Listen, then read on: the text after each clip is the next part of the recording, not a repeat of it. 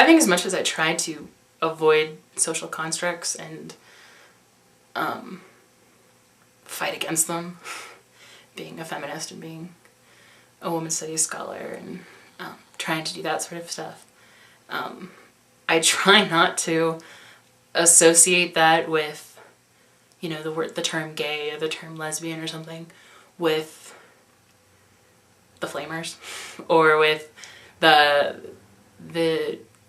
people who are transgendered or transsexual. I try not to do that, but I think it's so socially ingrained at this point that I think just about anyone my age or even a little younger, a little older, sort of that kind of is the first image you see because that's what's ingrained in society.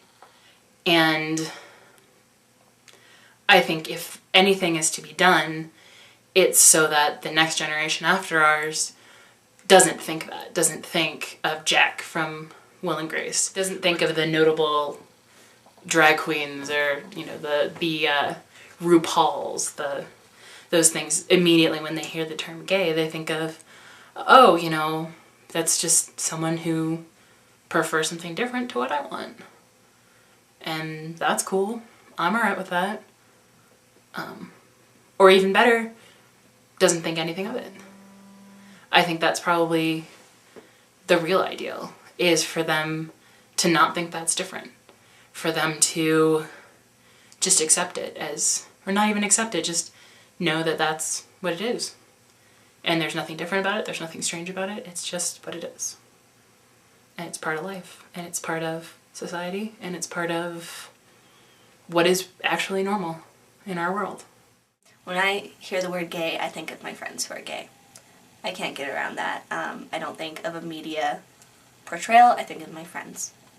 And maybe that's a disservice to my friends, like I should just think of them as my human friends, but, and probably because it's such an issue, you know, being gay has become such a moral issue in this country, that's probably why my friend's sexuality sometimes dominates discussions, because it's a part of their everyday life, you know, having to be challenged for, you know, something that's really no one's business. I mean, you know, if I was challenged for having blue eyes every time I walked down the street, I'm sure I would think about having blue eyes all the time. Well, I think that question comes with two sides. It comes with the side that what was the sort of like image I had or preconception I had of, you know, of a gay, you know, before I really understood homosexuality, at least to the degree I feel I do now.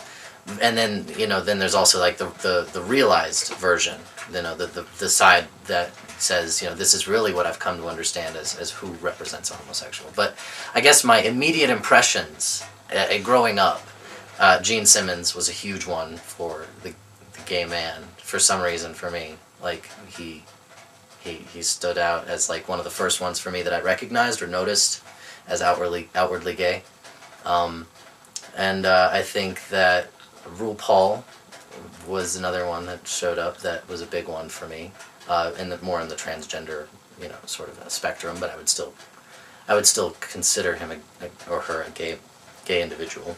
And then as far as lesbianism, I think that's a more difficult one to isolate because I don't know. I think that I didn't really. It came at a later point in my life where I even recognized lesbianism and sort of balanced it alongside of what I saw as gay. But it would probably have to be a personal experience with this woman that I met named, well, her name was Robin, but she went by Ban. That was what everyone called her. And she was this really big, buff, biker chick, you know, very butch woman who didn't take shit from anybody, who she just sort of was this really proud individual in my life. And up until I knew her, I don't think I'd ever developed any preconception of what a lesbian was. So I think she stood as, like, for me, the groundwork for what I came to develop into sort of an idea. Well, I know that I was touching more on lesbian stereotypes before, but when I hear the word gay, I do think of an effeminate man, especially one into over the top, even draggy sort of things. I kind of think of, personally, like softer middle-aged men, you know, with earrings and lisp. I think of Michael Kors, I think of, I don't know, even Perez Hilton. And Word association, generally you don't really know what's going to pop out, and when you said gay, rainbows and Michael Phelps. I don't know why. But that's just how it happened. As far as lesbian, I generally do synonyms like sapphic, or I think erotica, I think love, I think monogamy, I think nesting. Bisexual, I see a fence and somebody bouncing over. But I think the bisexual is an outdated term anyway, because it panders to the binary.